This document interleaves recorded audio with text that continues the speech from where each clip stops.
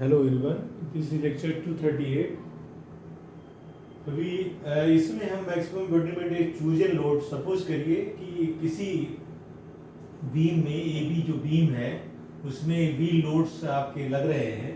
तो किसी chosen load, मान लीजिए कोई लोड आप चूज करते हैं, उस लोड चूजन लोड पे मैक्सिमम बेंडिंग मोमेंट क्या होगा वो हम फाइंड आउट, किस पोजीशन पे होगा, चूजन लोड किस पोजीशन पे होगा और टोटल डब्ल्यू जो व्हील का है वो किस पोजीशन पे होगा, जिससे हमें मैक्सिमम जो है बेंडिंग मोमेंट गेन हो सके। तो इसमें हमने क्या किया है कि लोड का एक व्हील लोड्स है, जैसे मान लीजिए ये व्हील लोड है, जिस चूजन इसको चूज किया है इसके लेफ्ट में कुछ लोड्स आ रहे हैं, इनका समेशन लिया है, उनके सीजी लिया है और सीजी से इसकी डिस्टेंस d1 है। और इन सब लोडों का जो हमने निकाला सीजी, सपोज करिए वो इसके सेंटर से, बीम के सेंटर पे x डिस्टेंस पे है, तो ये सिग्मा w आपका यहाँ से सेंटर से x डिस्टेंस पर गेन होता है।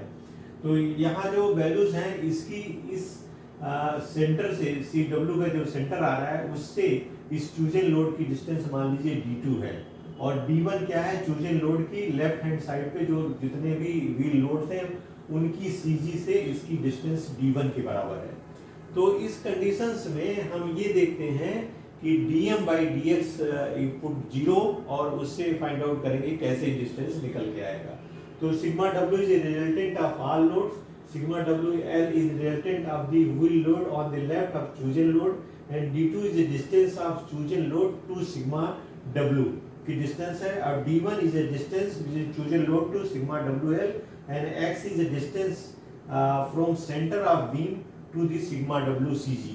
sigma w कहाँ लग रहा है उससे, and b and dv are reaction a and b, ये है।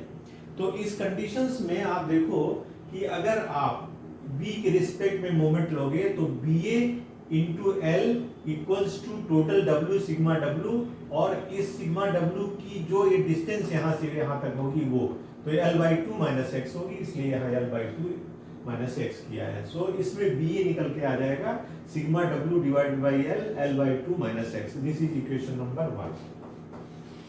दूसरा काम करेंगे, हम इस चूजन लोड के रिस्पेक्ट में मोमेंट ले रहे हैं, moment about x x, this is x x मान लीजिए, तो ड्यू टू बी ए होगा, यहाँ पर लेफ्ट हैंड साइड पे देखिए क्या होगा, दिस इज बी ए होगा और प्लस ये sigma W L left side में उनकी वजह से लोड होगा।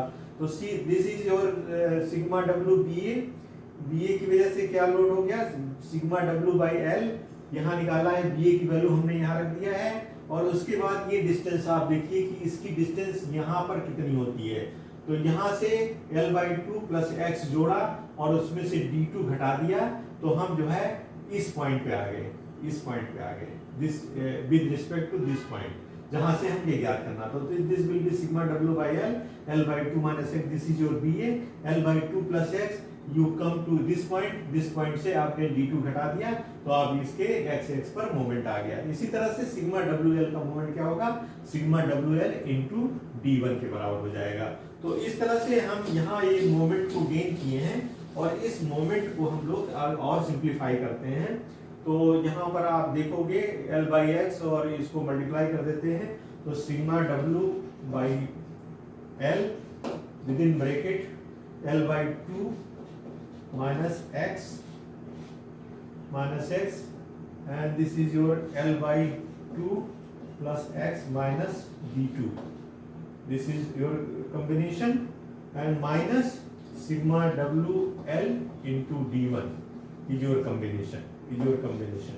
सो यहाँ हो जाएगा sigma w upon l with in bracket l/2 का whole square minus l/2 into x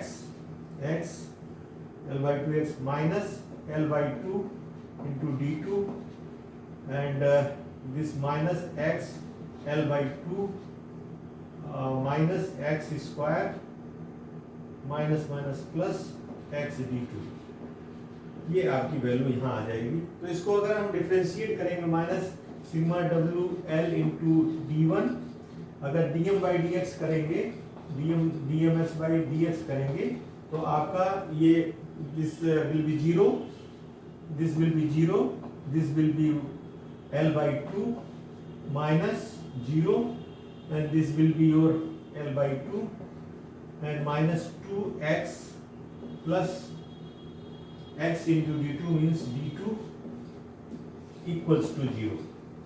So this will be your L by L minus 2x plus d2 equal to 0. L by 2, this is coming how much? L by 2 को whole square, L by 2 plus L by 2 into x. This is plus, this is L by 2 plus x. So this will be L by 2 plus, and L by 2 cancel. So we'll get minus 2x plus d2.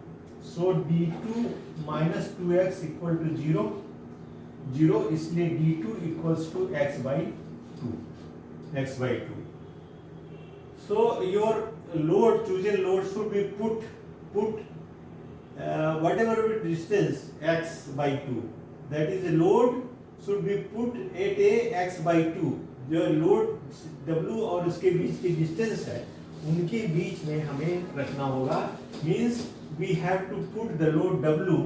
ये जो distance है x, इसका half करेंगे, half यहाँ, तो this W, your W will be sigma W will be here, and your chosen load will be at a distance of x by 2, and your CG load will put at x by 2.